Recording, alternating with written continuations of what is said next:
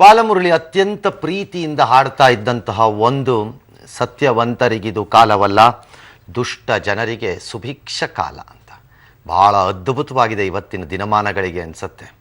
ಭ್ರಷ್ಟ ಹಣವನ್ನು ಹೊರಕ್ಕೆ ತೆಗೆಯುವ ಪ್ರಯತ್ನವನ್ನು ಹೇಗೆ ವಿಫಲ ಮಾಡಿಸ್ಬೋದು ಅಂತಂದರೆ ನಮ್ಮ ವ್ಯವಸ್ಥೆಯಲ್ಲಿ ಇದೇ ಸಾಕ್ಷಿ. ಹಳೆ ನೋಟು ಬ್ಯಾನ್ ನಿಷೇಧಿಸಿ ಕಪ್ಪು ಹಣ, ಭ್ರಷ್ಟಾಚಾರ ಹಾಗೂ ಭಯೋತ್ಪಾದನೆ ವಿರುದ್ಧ ಒಂದು ರೀತಿಯ ಸಮರವನ್ನೇ ಸಾರಿರುವ ಪ್ರಧಾನಿ ತಮ್ಮ ದಿಟ್ಟ ನಡೆಯನ್ನು ಬಲವಾಗಿ ಸಮರ್ಥಿಸಿಕೊಂಡಿದ್ದಾರೆ. ಇದು ಕೇವಲ ಆರಂಭ ಮಾತ್ರ ಅಂದಿರೋ ಪ್ರಧಾನಿ ಮತ್ತಷ್ಟು ಸುಧಾರಣೆ ತರುವ ಮುನ್ಸೂಚನೆ ಕೊಟ್ಟಿದ್ದಾರೆ. ಅದೇ ಇಂಪಾರ್ಟೆಂಟ್. ಸಂಸತ್ ಭವನದ ಸಭಾಂಗಣದಲ್ಲಿ RSS ನೇತಾರ ದಿವಂಗತ ಕೇದಾರನಾಥ್ ಸಹಾನಿ ಅವರನ್ನು ಸ್ಮರಿಸಿ ಭಾಷಣ ಮಾಡಿದ್ರು. ಈ ವೇಳೆ ನೋಟ್ ಬ್ಯಾನ್ ವಿಷಯವನ್ನು ಪ್ರಸ್ತಾಪಿಸಿ ಕಾಲಧನಿಕರ ಮುಂದೆ ಎದ್ದು ನಿಲ್ಲಲಾಗದ ಪರಿಸ್ಥಿತಿ ಇತ್ತು. ಇಂತಹ ಒಳ್ಳೆಯ ನಿರ್ಧಾರವನ್ನು ಕೆಲವರು ಟೀಕಿಸುತ್ತಾರೆ ಎಂದು ನನಗೆ ಆಶ್ಚರ್ಯವಾಗುತ್ತಿದೆ ಎಂದರು. ನೋಟು ನಿಷೇಧದ ಬಿಸಿ ಅವರಿಗೂ ತಟ್ಟಿರೋದ್ರಿಂದಲೇ ಚಡಪಡಿಸುತ್ತಿದ್ದಾರೆ, ಸದನದ ಒಳಗೆ ಹೊರಗೆ ಕೋಲಾಹಲ ಎಬ್ಬಿಸುತ್ತಿದ್ದಾರೆ ಎಂದು ಪರೋಕ್ಷವಾಗಿ ಚಾಟಿ ಬೀಸಿದರು. ಈ ಮಧ್ಯೆ ನೋಟುಗಳ ವಿನಿಮಯದ ಅಕ್ರಮದಲ್ಲಿ ಬ್ಯಾಂಕ್ ಸಿಬ್ಬಂದಿ ಶಾಮೀಲಾಗಿದ್ದಾರೆ ಅನ್ನೋ ಆರೋಪದ ಹಿನ್ನೆಲೆಯಲ್ಲಿ RBI ಕಠಿಣ ಕ್ರಮಕ್ಕೆ ಮುಂದಾಗ್ತಾ ಇದೆ. ಯಾವುದೇ ಬ್ಯಾಂಕ್ ಸಿಬ್ಬಂದಿ ಅಕ್ರಮವೆಸಗಿದ್ದರೆ ನಿರ್ದಾಕ್ಷಿಣ್ಯವಾಗಿ ಕ್ರಮ ತೆಗೆದುಕೊಳ್ಳಿ ಅಂತ ಬ್ಯಾಂಕ್ಗಳಿಗೆ ಹೊಸ ಸುತ್ತೋಲೆಯನ್ನು ನೀಡಲಾಗಿದೆ. ನೋಟಿನ ವಿನಿಮಯ ಹಾಗೂ ಗ್ರಾಹಕರ ದಾಖಲೆಗಳ ಸಂಗ್ರಹ ಅಗತ್ಯ ಸಂದರ್ಭದಲ್ಲಿ ಸಲ್ಲಿಸುವಂತೆ ಬ್ಯಾಂಕ್ಗಳಿಗೆ ಸೂಚನೆ ನೀಡಲಾಗಿದೆ. ಇನ್ನು ಪೆಟ್ರೋಲ್ ಪಂಪ್ ಮಾದರಿಯಲ್ಲಿ ನವೆಂಬರ್ 24ರಿಂದ ಬಿಗ್ ಬಜಾರ್ಗಳಲ್ಲೂ ಡೆಬಿಟ್ ಕಾರ್ಡ್ ಬಳಸಿ ದುಡ್ಡು ಪಡೆಯಬಹುದಾಗಿದೆ. आज इस देश का दुर्भाग्य है कि एक छोटा सा क्यों न एक वर्ग उभर करके सामने आने की हिम्मत कर रहा है कि जो करप्शन और काले धन के खिलाफ की लड़ाई के सामने कहता है नहीं, मैं तो करप्शन और काले धन वालों के साथ खड़ा रहूंगा. भविष्य का विचार करते हुए हमारी भावी पीढ़ियों का भला करने के लिए एक कॉम्प्रोमाइज मानसिकता के सामने खड़े होना पड़ेगा, लड़ना पड़ेगा. ಸರ್, ಭ್ರಷ್ಟಾಚಾರದ ವಿರುದ್ಧ ಜನ ಜೋರಾಗಿ ಮಾತಾಡ್ತಾ ಇದ್ರು. ಒಳ್ಳೆಯ ಫ್ಯೂಚರ್ಗೋಸ್ಕರ ಕಾಂಪ್ರಮೈಸ್ ಮಾಡ್ಕೊಳ್ಳಿ ಅಂತ. ಈಗ ಭ್ರಷ್ಟಾಚಾರದ ಜೊತೆಗೆ ಕಾಂಪ್ರಮೈಸ್ ಮಾಡ್ಕೊಳ್ತಾ ಇದ್ದಾರೆ. ನರೇಂದ್ರ ಮೋದಿಯ ಸೈದ್ಧಾಂತಿಕ ನಿಲುವುಗಳನ್ನ, ರಾಜಕೀಯ ನಿಲುವುಗಳನ್ನ ವಿರೋಧ ಮಾಡಿಕೊಳ್ಳಿ. ನಾನು ಸಪೋರ್ಟರು ಅಲ್ಲ, ಚೇಲಾನು ಅಲ್ಲ, ಏಜೆಂಟು ಅಲ್ಲ, ನನ್ಗೆ ಎಂಥದ್ದು ಅಲ್ಲ, ನಂಗೆ ಸಂಬಂಧ ಇಲ್ಲ. I don't care which party they belong. When a good decision is taken, Annabhagya, ಹಸಿವನ್ನು ತಾಳಲಾಗದೆ ಜನ ಸಾಯ್ತಿದ್ದಾರೆ ಅಂತಂದರೆ ಅವರ ಹಸಿವನ್ನು ನೀಗಿಸುವಂಥ ಕಾರ್ಯಕ್ರಮವನ್ನು ತಂದರೆ ಗ್ರೇಟ್. ಅದರಲ್ಲಿ ಮಿಸ್ಯೂಸ್ ಆಗಬಾರ್ದು. That's all. ಹಾಗೆ ಭ್ರಷ್ಟತೆ ಬಗ್ಗೆ ಮಾತನಾಡ್ತಾ ಇದ್ದವರೆಲ್ಲ ಇವತ್ತು ಭ್ರಷ್ಟತೆಯ ಪರವಾಗಿ ಒಂಥರ ತೊಡೆ ತಟ್ಕೊಂಡು ನಿಲ್ಲೋದಾದರೆ ಅದಕ್ಕೆ ಏನಂತ ಕರಿಬೇಕು? ಏನಂತ ಕರಿ? ಆಲ್ ರೈಟ್, ಪ್ರಾಬ್ಲಮ್ ಆಗ್ತಾ ಇದೆ. ಎಸ್, ಈ ಪ್ರಾಬ್ಲಮ್ ಆಗದೆ ಮಾಡೋದು ಹೇಗೆ? ಮೊದಲೇ ನೋಟಿಫೈ ಮಾಡಿಬಿಟ್ಟು ನೋಟನ್ನು ಮುದ್ರಣ ಮಾಡ್ಕೊಂಬಂದು ರಸ್ತೆಗೆ ತರಕಾಗತ್ತೇನು? ಕಾಮನ್ ಸೆನ್ಸ್ ಬೇಡವಾ ಯಾರಿಗೂ ಇಲ್ಲಿ? ಭ್ರಷ್ಟಾಚಾರದ ವಿರುದ್ಧ ದೀರ್ಘದಂಡ ಭಾಷಣಗಳನ್ನು ಹಾಕ್ತಾ ಇದ್ದಂತಹ ಅಡ್ಡಡ್ಡ ಮಲಕ್ಕಂಡು ಮಾತಾಡ್ತಾ ಇದ್ದವರು ಎಲ್ಲಿಗೆ ಹೋಗಿದ್ದಾರೆ? ಈಗ ನಮ್ಮ ಕೆಲಸ ಸುಗಮವಾಗಿ ಆಗ್ಬೇಕು ಅನ್ನೋದು ಪ್ರಶ್ನೆ ಬೇರೆ. ಭ್ರಷ್ಟಾಚಾರಕ್ಕೆ ಸಪೋರ್ಟ್ ಮಾಡ್ದಂಗಾಗುತ್ತಾ ಸರ್? 100%. Whoever is opposing this, all right, black ಮನಿನ ಹಾಗಿದ್ರೆ ತೆಗೆದು ಹೊರಕ್ಕೆ ಹೆಕ್ಕಿ ತಂದು ಹೊರಕ್ಕೆ ಬಿಸಾಕಕ್ಕೆ ಜನಕ್ಕೆ ತಲುಪತ್ತೋ ಬಿಡುತ್ತೋ ಆಮೇಲೆ ನೋಡ್ಕೊಳ್ಳೋಣ. ಹೆಕ್ಕಿ ತೆಗೆದು ಮಾರ್ಗ ಏನಿದೆ ತೋರಿಸಲಿಲ್ಲ ಯಾರೊಬ್ರು. This has to be a war against corruption. No doubt about it. ಇದು ಮೊದಲನೇ ಹಂತ. ಅವ್ರು ಹೇಳಿದ್ರಲ್ಲ, that is what is important. ಗಂಡೆದೆ, ಎಂಟೆದೆ, 66 ಇಂಚೋ 54 ಇಂಚೋ ಎದೆ ಇರೋರೇ ಅವ್ರು ಆಗಿದ್ರೆ he must come with the next set of schemes. ಬರೀ ಇದರಿಂದ ಆಗಲ್ಲ, ಇದರಿಂದ ಏನೂ ಆಗಲ್ಲ ಹೇಳ್ತೀನಿ ಬೇಕಾರೆ. ನೆಕ್ಸ್ಟ್ ಸೆಟ್ ಆಫ್ ಥಿಂಗ್ಸ್ ಬರಬೇಕು. ಒಂದು ಭಯ ಬೇಡವೇನು? ಜನರ ದುಡ್ಡನ್ನು ಲೂಟಿ ಹೊಡೆದು ಹೇಸಿಗೆ ತಿಂದಂಗೆ ತಿಂತಾ ಇದ್ದೀವಿ ಅನ್ನೋರಿಗೆ ಈ ದೇಶದಲ್ಲಿ ಒಂದು ಭಯ ಬೇಡವೇನು? ಒಂದು ಅವನಿಗೆ ನಷ್ಟ ಆಗಬಾರ್ದೇನು? ಯಾರಿಗೆ ಮಾತಾಡ್ತಾ ಇದ್ದೀರಿ ಕಷ್ಟ ಆಗ್ತಾ ಇದೆ ಅಂತ? ಎಸ್, ಇನ್ ಡೀಡ್ ಕಷ್ಟ ಆಗ್ತಾ ಇದೆ ಜನಕ್ಕೆ. ಇವತ್ತು ನಮ್ಮ ಅರವಿಂದ್ ಹೋಗಿ ಪ್ರೋಗ್ರಾಮ್ ಮಾಡ್ಕೊಂಡ್ ಬಂದಿದ್ರಲ್ಲ ಹಳ್ಳಿನಲ್ಲಿ, ನೀವು ನೋಡಿದ್ರ ಹಳ್ಳಿನಲ್ಲಿ ಜನ ಎಷ್ಟು ಸರಳವಾಗಿ ಮಾತಾಡ್ತಿದ್ರು, ಎಷ್ಟು ಸರಳವಾಗಿದ್ರು ಅವರು. ಎಸ್, ಹಳ್ಳಿಯಿಂದ ದಿಲ್ಲಿಯವರೆಗೆ 100 ಸಮಸ್ಯೆಗಳಾಗ್ತಾ ಇವೆ. ಅದನ್ನ ಬೇಗ ಮಾಡಬೇಕು ಈ ಸರ್ಕಾರ ಅನ್ನೋದನ್ನ ಪ್ರತಿಭಟನೆ ಆಗಬೇಕು.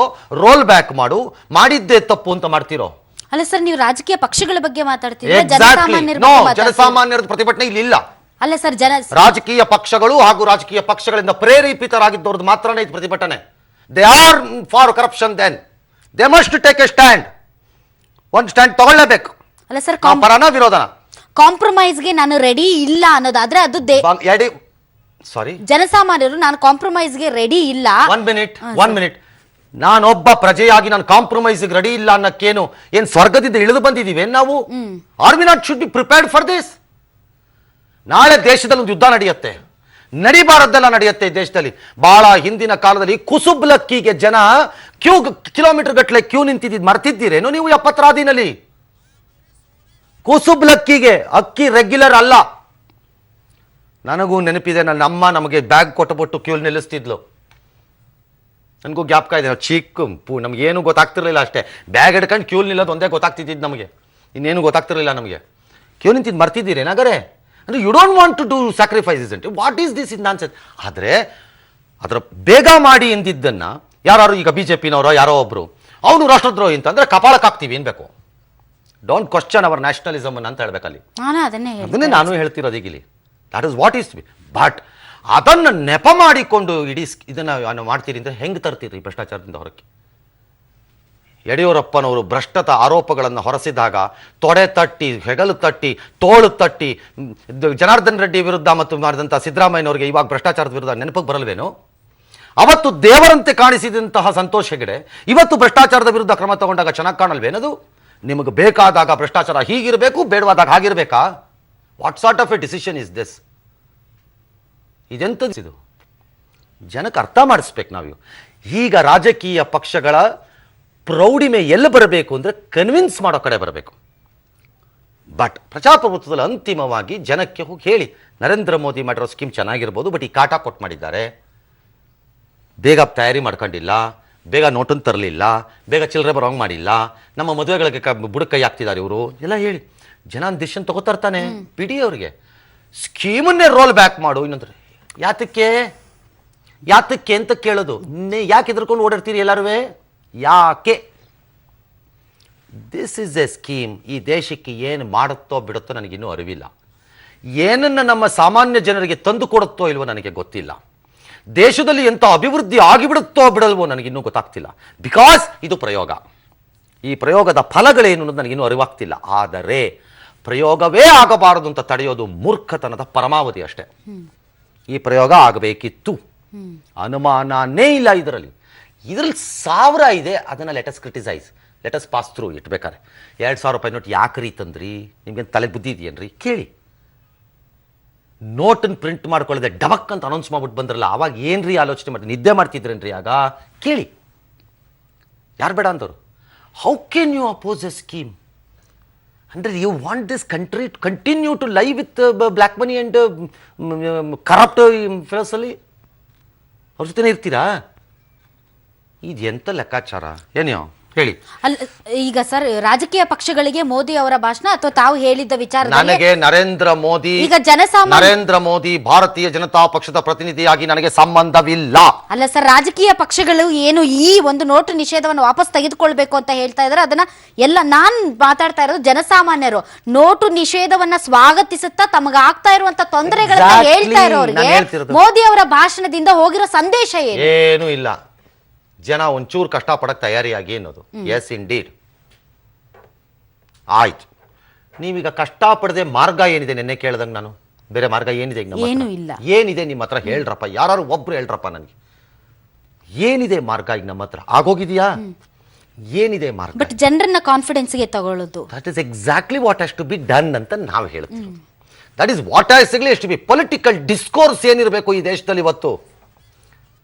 ಇಟ್ ಈಸ್ ಶೇಮ್ ಆನ್ ಇವ್ರಿಗೆ ಅರವಿಂದ್ ಕೇಜ್ರಿವಾಲ್ ಮಾಡ್ಕೋತಿರೋದು ಇದನ್ನ. ಎಂತದ್ರಿ ಇದು?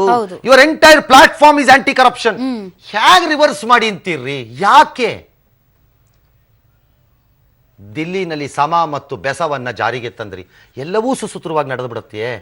ಒಂದಷ್ಟು ಏರ್ಪೇರ್ಗಳು ಆಗಲ್ವೇ? ಹಾಗಾದ್ರೆ ಅಲ್ಲೂ ಜನ ವಿರೋಧಿಸಿ ಆಗಲ್ವಾ? ಜನದ್ದು ಇನ್ನು ತಲೆಕಟ್ಟಿದೆಯಾ ಇದೆಲ್ಲ ರೂಲ್ ಮಾಡೋದಕ್ಕೆ? ಸಮ ಬೆಸ ಅನ್ಕೊಂಡು ಅಂತಂದ್ರೆ ಆಗುತ್ತೆ. ಆದ್ರೆ ದಿಲ್ಲಿಯ ಜನ ಸ್ಪಂದಿಸಿದ್ರು, ಮಾಡಲೇಬೇಕು. ಯಾರಿಗೆ? ಏನ್ ಅರವಿಂದ್ ಕೇಜ್ರಿವಾಲ್ ಮನೆ ಕಟ್ಕೊಳಕ್ಕ? ಅದು ಅರವಿಂದ್ ಕೇಜ್ರಿವಾಲ್ ಏನ್ ಮಾಡಿ ಮನೆ ಕಟ್ಕೊತಿದ್ರ ಅದನ್ನ ಮಾಡ್ಬಿಟ್ಟು? ಅಲ್ವೇ. Arvind Kejriwal Swiss bank account ಒಳಗೆ ದುಡ್ಡಿಡಕ್ಕೆ ಹೋಗ್ತಾ ಇದ್ರ ಅವ್ರು? ಅಲ್ವೇ. ಅಂತ ವ್ಯಕ್ತಿ ಅಲ್ವೇ ಅದು?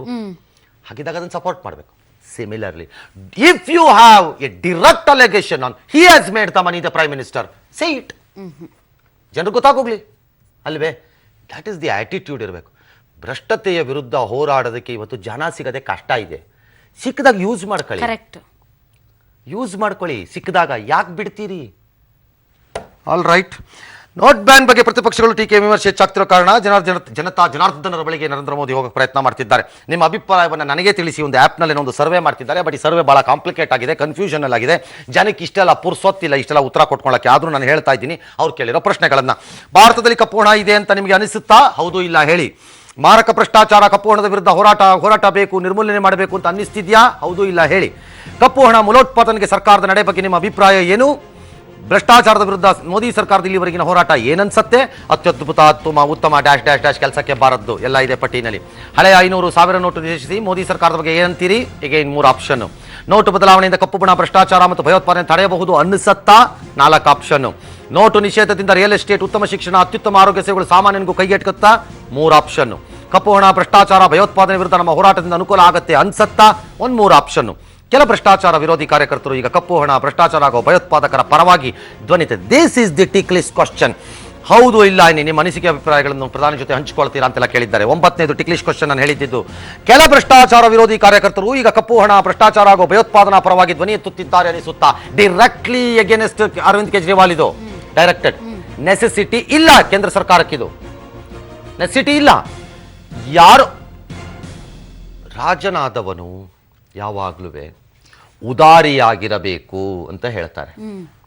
ಸಂಕುಚಿತ ಮನೋಭಾವದವನಾಗಬಾರದು, ಉದಾರಿಯಾಗಿರಬೇಕು, ವಿಶಾಲ ಹೃದಯಿಯಾಗಬೇಕು, ಎಲ್ಲರ ಸಂಕಟಗಳನ್ನು ನನ್ನದೆಂದು ಒಳಗೆ ತೆಗೆದುಕೊಳ್ಳಬೇಕು, ಆ ಮೂಲಕ ಅವನು ಉಳಿದವರಿಗೆ ಖುಷಿಯನ್ನು ಹಂಚಬೇಕು. ಇದು ಇರೋದು. This is the. ಯಾಕೆ? Why do you get on? Let them do their job. Let the Prime Minister say, Mr. Arvind Kejriwal, you have every right to say what you want to say. Say it. Say it. ಅವರು politicise ಮಾಡ್ತಿದ್ದಾರೆ ಅಂತ BJP ನೀವು politicise ಮಾಡೋದಾದ್ರೆ ನೀವೇ ತಂದಿರುವ ಮೂಲ ಸ್ಕೀಮಿನ ಘನ ಉದ್ದೇಶನೇ ವ್ಯಾನಿಷ್ ಆಗಲ್ವೇ? ವ್ಯಾನಿಷ್ ಆಗಲ್ವಾ ಅದು? ಅವ್ರು ಮಾಡ್ತಿದ್ದಾರೆ ಅಂದ್ಬಿಟ್ಟು ನೀವು ಮಾಡಿದ್ರೆ ಅವ್ರು ರಾಜಕಾರಣ, ನಾವು ರಾಜಕಾರಣ, ಏನು ಪ್ರಯೋಜನ? ವ್ಯತ್ಯಾಸ ಏನು? ಇದನ್ನು ನಾನು ಆವಾಗಲೇ ಹೇಳ್ದಂಗೆ ಪ್ರೌಢಿಮೆ ಇರಬಹುದಾದ ಎಲ್ಲರೂ ಈ ಪ್ರಶ್ನೆಗಳನ್ನು ಕೇಳಬೇಕು. ನೀವು ಯಾಕೆ ಮಾಡ್ತೀರಿ? Have we supported it or not? 20 ದಿನದಿಂದಾನೋ 15 ದಿನದಿಂದಾನೋ ಸಹಿಸ್ಕೋತಿದ್ದೀವೋ ಇಲ್ವೋ? ನೀವು ಯಾಕೆ ಪೊಲಿಟಿಕ್ಸ್ ಮಾಡಬೇಕು? ನೀವು ಸುಮ್ಮನಿರಿ. ನೀವು ತೋರಿಸಿ ಆ ಉದಾರಿತನ ಆಡಳಿತ ಪಕ್ಷದಿಂದ. ನಾವು ತಪ್ಪು ಮಾಡಿದ್ದೇವೆ ಎಂಬ ಒಪ್ಪಿಕೊಳ್ಳುವಂತಹ ಸಾಮಾನ್ಯ ಕನಿಷ್ಠ ಸೌಜನ್ಯವನ್ನು ಪ್ರದರ್ಶನ ಮಾಡಿ ಕೇಂದ್ರ ಸರ್ಕಾರದವರು. ಹೌದು, ಈ ದೇಶದ ಜನರ ಮುಂದೆ ನಾವು ಒಂದು ತಪ್ಪನ್ನು ಕೇಳಬೇಕಾಗಿ ಬರಬಹುದು, ಬರುತ್ತೆ. ತಪ್ಪಾಗಿದೆ ಯಾವುದರಲ್ಲಿ? ತಡವಾಗ್ತಿರೋದ್ರಲ್ಲಿ. ಆದರೆ ಈ ತಪ್ಪನ್ನು ಸರಿಪಡಿಸಿಕೊಂಡು ಮುಂದಕ್ಕೆ ಹೋಗ್ತೀವಿ. ಈಗ ನಾವು ಕೊಡಿ, ಹೇಳಿ, ತಪ್ಪೇ ಆಗಿಲ್ಲ, ಏನೂ ಆಗಿಲ್ಲ, ಎಲ್ಲ ಫಸ್ಟ್ ಕ್ಲಾಸ್ ಆಗಿದೆ, ಜನ ರೋಜಾ ಹೂ ಹಾಸಿಗೆಲ್ ಮಲಿಕೊಂಡು ಹೊರಳಾಡ್ತಾ ಇದ್ದಾರೆ ಅಂತ ಹೇಳಿದ್ರೆ ಕೇಳ್ತೀವ? ಅದನ್ನ ಕೇಳಿದಾಗ ಅಲ್ಲ ರೀ, ರೋಜಾ ಹೂ ಅಲ್ರಿ, ಮುಳ್ಳಲ್ಲಿದಾರ್ರಿ ಅಂತದೆ. ನೀನ್ ರಾಷ್ಟ್ರದ್ರೋಹಿ, ಅದೇ ಸರಿ, ನೀನ್ ರಾಷ್ಟ್ರದ್ರೋಹಿ ಅಂತಂದ್ರೆ ಕೇಳ್ತೀವಾ? ಅಲ್ಲ ಸರ್, ಈಗ ನಡೆಯ ಬಗ್ಗೆ ಉತ್ತರ ಕೊಡಿ ಅಂತ ಟೀಕೆಗೆ ಅವಕಾಶ ಕೊಟ್ಟು ಇಲ್ಲಿ ಯಾರು ಮೋದಿ ನಡೆಯನ್ನ ವಿರೋಧಿಸ್ತಾರೆ ಅವರು ದೇಶದ್ರೋಹಿಗಳು, ಭಯೋತ್ಪಾದಕರಿಗೆ ಸಪೋರ್ಟ್ ಮಾಡ್ತಿದ್ದಾರಾ ಅನ್ನುವಂತ ಪ್ರಶ್ನೆ ಇದೆಯಲ್ಲ, ಅದು ಸರ್. 2,000 ರೂಪಾಯಿನ ಬ್ಯಾಂಕ್ಗೆ ಹೋಗಿ ತಗೊಂಬನ್ನಿ, ATMಗೆ ಹೋದ್ರೆ ಹಿಂಗಾಗತ್ತೆ, ವಿಡ್ರಾಯಲ್ 4ರಿಂದ 2 ಇಳಿಸ್ತೀವಿ, 4ರಿಂದ 2.5 ಇಳಿಸ್ತೀವಿ, ಜನ ಓಕೆ ಅಂತಾರೆ. ಆದರೆ ಒಂದು ಮಿಸ್ಟೇಕ್ ಮಾಡಿದ್ರೆ BJP, ಈ ಕೇಂದ್ರ ಸರ್ಕಾರದವರು, BJP ಅಲ್ಲ ಕೇಂದ್ರ ಸರ್ಕಾರ ಎಲ್ಲರದ್ದು, ಮದುವೆ ಬುಡಕ್ಕೆ ಏನಾದ್ರು ನೀವು ಕೈಗೆ ಹಾಕಿದ್ರೆ ಬಿತ್ತು ಏಟು ಅಂತ ಅನ್ಕೊಳ್ಳಿ, ಗ್ಯಾರಂಟಿ ಬರೆದಿಟ್ಕೊಳ್ಳಿ. ಹೆಂಗಾಗ್ತಾರೆ ಶಾಪ ಅಂದ್ರೆ ನೀವು ಎದ್ದೇಳಕ್ಕಾಗಬಾರ್ದು, ಹಂಗಾಗ್ತಾರೆ. ಆದರೆ ಅದ್ರ ಅರಿವು ಆದಂಗಿದೆ ಅವರಿಗೆ. ಮದುವೆ ವಿಚಾರದಲ್ಲಿ ನಗದು ವಿತ್ಡ್ರಾ ನಿಯಮದಲ್ಲಿ RBI ಕೊಂಚ ಬದಲಾವಣೆಯನ್ನು ಮಾಡಿದೆ. 10,000ಕ್ಕಿಂತ ಮೇಲ್ಪಟ್ಟು ನಗದಿ ಪಾವತಿಗಷ್ಟೇ ಬ್ಯಾಂಕ್ ಅಕೌಂಟ್ ಹೊಂದಿಲ್ಲವೆಂಬ ದೃಢೀಕರಣ ಕಡ್ಡಾಯವಾಗಿದ್ದು, ಯಾರಿಗೆಲ್ಲ ನಗದು ರೂಪದಲ್ಲಿ ಪಾವತಿ ಮಾಡಬೇಕಾಗಿದೆಯೋ ಅಂತಹ ಸುರಕ್ಷಿತರ ಅಕೌಂಟ್ ಹೊಂದಿಲ್ಲ ಎಂದು ಘೋಷಣೆ ಕಡ್ಡಾಯ ಆಗಿದೆ. 10,000ಕ್ಕಿಂತ ಕಡಿಮೆ ನಗದು ಪಾವತಿ ಮಾಡಿಲ್ಲ ಅದನ್ನ ಹೊಸ ಪ್ರಕಟಣೆಯಲ್ಲಿ ಹೇಳಿದ್ದಾರೆ. ಮೊದಲು 25,000ಕ್ಕೆ ಮಾಡಿದ್ರು, ಈಗ ಅದನ್ನು ಕೆಳಗಿಳಿಸಿದ್ದಾರೆ. ಆದರೆ ಉಳಿದ ನಿಯಮಗಳ ಪಾಲನೆ ಬಹು ಕಷ್ಟ. ಉಳಿದ ನಿಯಮಗಳಿಂದ ಪಾಲನೆ ಮಾಡೋಕ್ಕಾಗಲ್ಲ. ಅದರಲ್ಲಿ ಸಣ್ಣ ಖರ್ಚುಗಳು ಬರ್ತವಲ್ಲ ಮದುವೆ ಮನೆಯಲ್ಲಿ, ಅದನ್ನೆಲ್ಲ ಲೆಕ್ಕ ಕೊಡೋಕ್ಕಾಗಲ್ಲ. 2.5 ಲಕ್ಷವನ್ನ ವರ ಅಥವಾ ವಧು ಇಬ್ಬರಲ್ಲಿ ಒಬ್ಬರು ತಗೋಬಹುದು, ಪೋಷಕರು ಇಬ್ರು ತಗೊಳಕ್ ಬರಲ್ಲ. ಒಂದು ಕಾಲ ಲಕ್ಷ ಬೇಕಾದ್ರೆ ಹಂಚ್ಕೋಬೇಕು ಅಷ್ಟೇ, ಇಬ್ರು ತಗೊಳಕ್ ಬರಲ್ಲ. ಇದರ ಕೆಲವು ನಿಯಮಗಳಿವೆ ಅದರಲ್ಲಿ. ಆ ನಿಯಮಗಳಿಂದ ಪಾಲನೆ ಮಾಡೋದು ತುಂಬ ಕಷ್ಟ ಇದೆ. ಈಗ ಉದಾಹರಣೆಗೆ ಚೌಲ್ಟ್ರಿಗೆ ಛತ್ರ ಕೊಡ್ತಿರೋ ದುಡ್ಡನ್ನು ನೀನು ಬ್ಯಾಂಕ್ ಟು ಬ್ಯಾಂಕ್ ಟ್ರಾನ್ಸ್ಫರೇ ಮಾಡು, ಅಕೌಂಟ್ ಟು ಅಕೌಂಟ್ ಅಂತಾನೆ ಮಾಡಿಸ್ಬೋದು. ಛತ್ರಕ್ಕೆ 70,000 ರೂಪಾಯಿ, 60,000 ರೂಪಾಯಿ, 40,000 ರೂಪಾಯಿ ಬಾಡಿಗೆ ಇದ್ರೆ 40,000 ರೂಪಾಯಿ ಛತ್ರದ ಅಕೌಂಟ್ ಟ್ರಾನ್ಸ್ಫರ್ ಕೊಡ್ಬೋದು. ಕ್ಯಾಶ್ ಆಗಿ ಕೊಡ್ಬೇಕು ಅದನ್ನ. ಅಲ್ಟಿಮೇಟ್ಲಿ ಒಂದು ಆಲೋಚನೆ ಇದರ ಹಿಂದೆ ಇದೆಯೋ ಇಲ್ವೋ ನಂಗೆ ಗೊತ್ತಿಲ್ಲ. ನಿಧಾನವಾಗಿ ಸಮಾಜದ ಒಳಗಡೆ ನಗದು ಓಡಾಟವನ್ನು ಕಡಿಮೆ ಮಾಡುವಂತಹದ್ದು. ಓಡಾಟ ನಿಲ್ಸಕ್ಕಾಗದೇ ಇಲ್ಲ, ಅಲ್ಟಿಮೇಟ್ಲಿ ನಿಲ್ಸಕ್ಕಾಗಲ್ಲ ಅದನ್ನ. ಹಾಗಾಗಿ ಮುಂದಿನ ರಿಫಾರ್ಮ್ಸ್ ಅಲ್ಲಿ ಏನು ಬರಬಹುದು ಮುಂದಿನ ಭಾಗಗಳಲ್ಲಿ ಅಂತಂದ್ರೆ, ಬಹುಶಃ ಈ ಕೆಲವು ಮೆಷರ್ಗಳು ಬರಬಹುದು. ಬೇನಾಮಿ ಆಸ್ತಿಗಳ ವಿಚಾರದಲ್ಲಿ ಒಳಕ್ಕೆ ಬರ್ಬೋದು ಇವರು. ಕ್ಯಾಶ್ ಹೋಲ್ಡಿಂಗ್ ಇಂಡಿವಿಜುವಲ್ಸ್ ಅಂದರೆ ನಗದನ್ನು ನಾನು ಎಷ್ಟು ಇಟ್ಟುಕೊಳ್ಳಬಹುದು ಅನ್ನೋದಕ್ಕೆ ಮಿತಿ ಬೀಳಬಹುದು. ಒಬ್ಬ ವ್ಯಕ್ತಿ 5,000 ರೂಪಾಯಿ ಮೇಲಿಂದ ನಗದು ಇಟ್ಕೋಬೇಡ, ನೀನು ನಗದು ಇಟ್ಕೊಳ್ಳೋಕೆ ಅಲ್ಲ, ಬೇಕಾದರೆ ಬ್ಯಾಂಕಲ್ಲಿ ಇಟ್ಕೋ, ಬೇಡದಿದ್ರೆ ಕಾರ್ಡಲ್ಲಿ ಇಟ್ಕೋ, ಕೈಯಲ್ಲಿ ಕ್ಯಾಶ್ ಹಿಡಿಬಾರ್ದು. ಅದು ಕಂಪನಿಗಳು ನಗದು ವ್ಯವಹಾರ ಮಾಡೋರು 25,000ನೋ 1,00,000ನೋ ಈ ರೀತಿ ಒಂದಾದ ಮೇಲೆ ಒಂದು. ಫಾರ್ ಎಕ್ಸಾಂಪಲ್, ರೂಮರ್ಗಳು ಹೆಂಗೆ ಹಬ್ತಾ ಇರುತ್ತವೆ ಅನ್ನೋಕ್ಕೆ ಇನ್ಕಮ್ ಟ್ಯಾಕ್ಸ್ ತೆಗೆದುಬಿಡ್ತಾರಂತೆ, ಬ್ಯಾಂಕ್ ಟ್ರಾನ್ಸಾಕ್ಷನ್ದು ಟ್ಯಾಕ್ಸ್ ತಂದುಬಿಡ್ತಾರಂತೆ, ತೆಗೆದಾಕ್ಬಿಡ್ತಾರಂತೆ ಇನ್ಕಮ್ ಟ್ಯಾಕ್ಸ್ನ. ಓಕೆ, ಇನ್ನೊಂದು ರೂಮರು, ಡಿಸೆಂಬರ್ 31ಕ್ಕೆ ನಮ್ಮದು ಆರ್ಥಿಕ ಹಣಕಾಸು ವರ್ಷ ಎಂಡ್ ಆಗಲ್ಲ, ನಮ್ಮದು ಮಾರ್ಚ್ಗೆ ಎಂಡ್ ಆಗೋದು. ಅದನ್ನು ಅಂತಾರಾಷ್ಟ್ರೀಯ ಮಟ್ಟಕ್ಕೆ ತಂದ್ಕೊಳ್ಳೋಕ್ಕೆ ಈ ಸರಿ ಡಿಸೆಂಬರ್ 31ಕ್ಕೆ ಕ್ಲೋಸ್ ಮಾಡಿಬಿಡ್ತಾರಂತೆ ಅಕೌಂಟ್ಸನ್ನು. ಜನವರಿಯಿಂದ ಹೊಸ ಆರ್ಥಿಕ ವರ್ಷ ಸ್ಟಾರ್ಟ್ ಮಾಡಿಬಿಡ್ತಾರಂತೆ. ಈ ಥರ ಒಂದಕ್ಕೊಂದು ಬರ್ತಿದೆ. ಬಟ್ ಲೆಟ್ ಅಸ್ ಸಿ ಏನಿದೆ, ಕಾದಿದೆ ಅನ್ನೋದು ನೋಡೋಣ. All right. ಹಳೆ ನೋಟು ನಿಷೇಧ ವಿಚಾರ ಸತತ 5 ದಿನಗಳಿಂದ ಸಂಸತ್ ಕಲಾಪವನ್ನು ನುಂಗಿ ಹಾಕಿದೆ. ಸದನದಲ್ಲಿ ಪ್ರಧಾನಿಗಳ ಸ್ಪಷ್ಟನೆ ಕೋರಿ ಲೋಕಸಭೆ, ರಾಜ್ಯಸಭೆಯಲ್ಲಿ ಕೇಂದ್ರದ ವಿರುದ್ಧ ಪ್ರತಿಪಕ್ಷಗಳು ಹೋರಾಟವನ್ನು ಬಿಗಿಗೊಳಿಸಿವೆ. ವಿಪಕ್ಷಗಳ ಗದ್ದಲದ ನಡುವೆ ಮಾತನಾಡಿದ ವಿತ್ತ ಸಚಿವ ಜೇಟ್ಲಿ, ಕೇಂದ್ರ ಸರ್ಕಾರ ಐತಿಹಾಸಿಕ ನಿರ್ಧಾರ ತೆಗೆದುಕೊಂಡಿದೆ, ಮುಂದಿನ ದಿನಗಳಲ್ಲಿ ಜನರೇ ಪ್ರಧಾನಿಯನ್ನ ಕೊಂಡಾಡ್ತಾರೆ, ಸದ್ಯದ ಆರ್ಥಿಕ ಬಿಕ್ಕಟ್ಟು ಶಮನಕ್ಕೆ ಅಗತ್ಯ ಕ್ರಮ ಕೈಗೊಳ್ಳಲಾಗಿದೆ ಎಂದರು. ಆದರೆ ಜೇಟ್ಲಿ ಉತ್ತರಕ್ಕೆ ಸಮಾಧಾನಗೊಳ್ಳದ ವಿಪಕ್ಷಗಳು ಗದ್ದಲ ಎಬ್ಬಿಸಿದವು. ಪರಿಣಾಮ ಕಲಾಪವನ್ನು ನಾಳೆಗೆ ಮುಂದೂಡಲಾಯಿತು. ಈ ಮಧ್ಯೆ ರಾಹುಲ್ ಗಾಂಧಿ ಕೂಡ ಟೀಕೆ ಮಾಡಿದ್ದಾರೆ. ಪ್ರಧಾನಮಂತ್ರಿಗಳು ಟಿವಿಗೆ ಮಾತಾಡ್ತಾರೆ ಹೊರತು ಪಾರ್ಲಿಮೆಂಟ್ ನನಗೀಗೂ ಅರ್ಥ ಆಗ್ತಿಲ್ಲ, ಯಾಕೆ ಪ್ರಧಾನಮಂತ್ರಿಗಳು ಅಲ್ಲೊಂದು ಭಾಷಣ ಮಾಡಲ್ಲ ಅಂತ ನನಗೆ ಇನ್ನೂ ಅಂಡರ್ಸ್ಟ್ಯಾಂಡ್ ಆಗಿಲ್ಲ. ಏನಕ್ಕೆ ನನಗೆ ಇನ್ನೂ ಅರ್ಥ ಆಗ್ತಿಲ್ಲ. ಅದು ಏನದು, ಅದರಲ್ಲಿ ದೊಡ್ಡ ಅದೇನದು ಅಷ್ಟೊಂದು ಕಾಪಾಡಿಕೊಂಡು ಬರ್ತಾ ಇರೋದು? ಅದನ್ನ ಜನಪ್ರತಿನಿಧಿಗಳಿಗಿಂತ ಜನರ ಹತ್ರನೇ ಡೈರೆಕ್ಟ್ ಆಗಿ ಅದು ಬೇರೆ ವಿಚಾರ. ಬಟ್ ಲೋಕಸಭೆ ಮತ್ತು ವಿಧಾನಸಭೆಗಳು ಜನರ ಪ್ರತಿನಿಧಿಗೆ ಸಭೆಗಳೇ, ಹಾಗಾಗಿ ಅದಕ್ಕೆ ನೀವು ಅಗೌರವ ತೋರಿಸಬೇಕಾದ ಅವಶ್ಯಕತೆ ಇಲ್ಲ. ಅದೇನಿದೆ ಅದರಲ್ಲಿ ದೊಡ್ಡದು? 56ರಲ್ಲಿ ಓಟ್ ಹಾಕಿಸ್ಬೇಕಾ, ಹಂಗೆ ಚರ್ಚೆ ಮಾಡ್ಬೇಕಾ? ಹಾಕಿಸ್ಕೋಗ್ರೆ ಅದೇನು ಓಟ್ ಹಾಕಿಸ್ಕೋತೀರಿ ಅಂತ ನಿಂತ್ಕೊಂಡ್ಬಿಡ್ಬೇಕಪ್ಪ, ಚರ್ಚೆ ಮಾಡ್ರಿ, ಅದೇನು ಮಾಡ್ತೀರಿ ಮಾಡ್ರಿ ಅಂತ.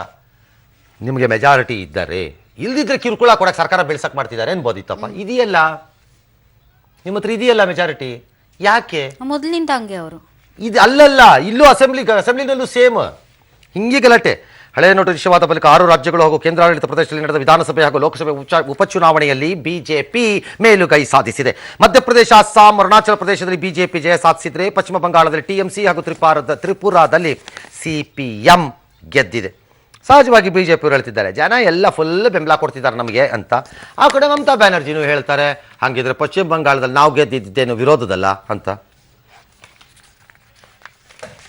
ಉಪಚುನಾವಣೆಗಳು ಯಾವತ್ತೂ ಒಂದು ಸರ್ಕಾರದ ಬಹುದೊಡ್ಡ ನೀತಿಗಳಿಗೆ ಮಾನದಂಡವಾಗಿರಲ್ಲ, ಇನ್ನು ದೀರ್ಘಕಾಲ ಇದೆ. ಹಾಗಾಗಿ ಇದನ್ನು ಇಬ್ಬರೂ ಕ್ಲೈಮ್ ಮಾಡ್ಕೋಬೇಕಾದ ಅವಶ್ಯಕತೆ ಇಲ್ಲ.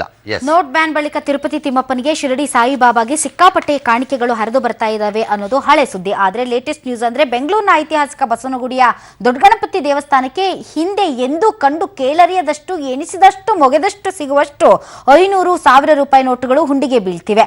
ಬೆಳಿಗ್ಗೆ 10 ಗಂಟೆಯಿಂದ ಆರಂಭವಾದ ಎಣಿಕೆ ಕಾರ್ಯ ಸಂಜೆವರೆಗೂ ನಡೀತು. ಸುಮಾರು 20 ಲಕ್ಷ ಕಾಣಿಕೆ ಈ ಸಲ ಬಂದಿದೆ.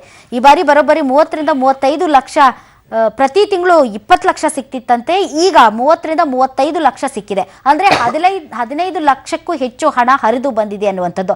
ಅಷ್ಟೇ ಅಲ್ಲ, 500,000 ನೋಟುಗಳ ಜೊತೆಗೆ ಅಮೆರಿಕನ್, ಸಿಂಗಾಪುರ್ ಡಾಲರ್ ಸೇರಿದಂತೆ ವಿದೇಶಿ ಕರೆನ್ಸಿನೂ ಸಿಕ್ಕಿದೆಯಂತೆ.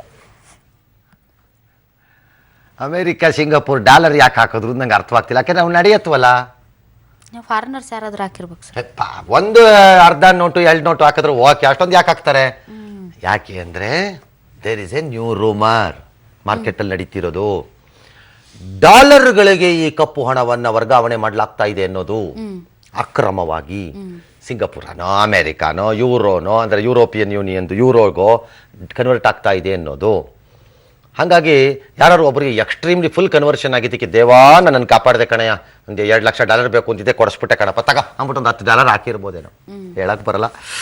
ಹಾಗಾದರೆ ಹೆಂಗೆ ನಡೀತು ಎಣಿಕೆ ಅನ್ನೋ ಕಾರ್ಯ ಅಲ್ಲಿ ಅಂತ ಅನ್ನೋದಕ್ಕೆ ನನ್ನ ಸಹೋದ್ಯೋಗಿ ಪವಿತ್ರ ಭಾಳ ಎಂಜಾಯ್ ಮಾಡ್ತಾ ಕೂತಿದ್ರು ನೋಟಿಗಳ ಮಧ್ಯದಲ್ಲಿ ಅಂತಾರೆ. ಬಟ್ ನಿಮ್ಗೆ ಭಾಳ ಜನಕ್ಕೆ ಗೊತ್ತಿಲ್ಲ, ತುಂಬ ದಿನ ಚೀಲೆಗಳಲ್ಲಿ ಮತ್ತೊಂದರಲ್ಲಿ ಗಾಳಿ ಆಡದೇ ಇರೋ ಜಾಗದಲ್ಲಿ ನೋಟ್ ಇಟ್ಟರೆ ಅದನ್ನು ಹೊರಗೆ ತೆಗೆದ್ರೆ ಮನಿ ಸ್ಟಿಂಕ್ಸ್, ನೋಟು ವಾಸನೆ ಬರುತ್ತೆ. ಆದರೂ ಅವರು ವರದಿ ಮಾಡಿದ್ದಾರೆ ನೋಡಿ. 5ರಿಂದ 6 ಹುಂಡಿಗಳು ಇರುವಂಥದ್ದು. ಸೊ ಈಗಾಗಲೇ ಅದರ ಮಧ್ಯೆ ನಾನು ಕೂತು ಸ್ವಲ್ಪ ಎಕ್ಸೈಟ್ ಆಗಿದ್ದೀನಿ ನಿಜಕ್ಕೂ ಕೂಡ, ಯಾಕಂದ್ರೆ ನನ್ನ ಸುತ್ತ ಧನಲಕ್ಷ್ಮಿ ಇದ್ದಾರೆ. ಇನ್ನೊಂದು ವಿಶೇಷ ಅಂದ್ರೆ 500,000 ರೂಪಾಯಿಯನ್ನ ಸಪರೇಟ್ ಆಗಿ ಇಡ್ತಾ ಇದ್ದಾರೆ. ಸೊ ಇನ್ನು ಇಲ್ಲಿ ಸಾಕಷ್ಟು ಹುಂಡಿ ಎಣಿಕೆ ಮಾಡುವಂತಹ ಸಿಬ್ಬಂದಿಗಳಿದ್ದಾರೆ, ಅವ್ರೇನ್ ಹೇಳ್ತಾರೆ ಅಂತ ಕೇಳೋಣ. ಸರ್ ಈ ಬಾರಿ 500,000 ಹೇರಳವಾಗಿ ಬಿದ್ದಿದೆ ಅಂತ ಅನ್ನಿಸ್ತಾ ಇದೆ. ಕೇರಳ ಅಲ್ಲ, ಮಾಮೂಲಿ ಎಷ್ಟು ಬರ್ತಾ ಇತ್ತು ಅದಕ್ಕಿಂತ ಜಾಸ್ತಿ ಬಂದಿದೆ. ಏನ್ ಕಾರಣ ಅಂತ ಅನ್ಸುತ್ತೆ? ಬಹುಶಃ ಈ ಕಾಳಧನಿಕರು ನೋಟ್ ಬ್ಯಾನ್ ಆಗಿರೋದ್ರಿಂದ ಇಲ್ಲೇ ತಂದು ಹಾಕಿದ್ದಾರೆ, ಮಾಡಿದ ಪಾಪ ಆದ್ರೂ ಪರಿಹಾರ ಆಗ್ಲಿ ಅಂತ ಅನ್ಸುತ್ತೆ. ಇರಬಹುದು ಅಂತ ಅನ್ಸುತ್ತೆ, ಆದ್ರೆ ಪರ್ಸೆಂಟೇಜ್ ಅಷ್ಟೊಂದು ಜಾಸ್ತಿ ಇಲ್ಲ ಈ ದೇವಸ್ಥಾನದಲ್ಲಿ. ಓಕೆ ಸರ್, ನೀವೇನ್ ಹೇಳ್ತೀರಾ ಸರ್? ನೀವೇನ್ ಹೇಳ್ತೀರಾ? ಪ್ರಧಾನಮಂತ್ರಿಯವರ ಏನು ಕಾರ್ಯವೈಖರಿಯಿಂದ ಇದರ ಬಗ್ಗೆ ಬಹಳ ಇದಾಗಿ ಜನಗೆ ಬಹಳ ಕಾಳಧನದಲ್ಲಿರೋರಿಗೆಲ್ಲ ಬಹಳ ಭಯ ಆಗಿ ತಂದು ಹಾಕಿದ್ದಾರೆ ಅಂತಲೂ ಒಂದು ನಾನು ಹೇಳ್ತೇನೆ. ಸೊ 2 ವರ್ಷದಲ್ಲಿ ಈ ರೀತಿ ನೋಟ್ಗಳನ್ನ ನೋಡಿದ್ರ 100,000 ಬರ್ತಾ ಇತ್ತು, ಇಷ್ಟು ಇರಲಿಲ್ಲ. ಬಟ್ ಈ ಸರಿ ಸ್ವಲ್ಪ ಜಾಸ್ತಿ ಆಗಿದೆ. ಫುಲ್ ಖುಷಿ ಆಗಿದ್ದೀರಾ? 500 1,000 ನೋಟಿ ಅಥವಾ ಕಾಳಧನಿಕರು ಗಣೇಶನ್ ತಂದು ಹಾಕಿದ್ರಲ್ಲಪ್ಪ ದುಡ್ಡು ಅಂತ? ಅಲ್ಲಲ್ಲ, ಕಾಳಧನಿಕರನ್ನ ಮಟ್ಟ ಹಾಕ್ತಾ ಇದಾರಲ್ಲ ಅಂತ ಬಹಳ ಖುಷಿ ಆಗ್ತಾ ಇದೆ.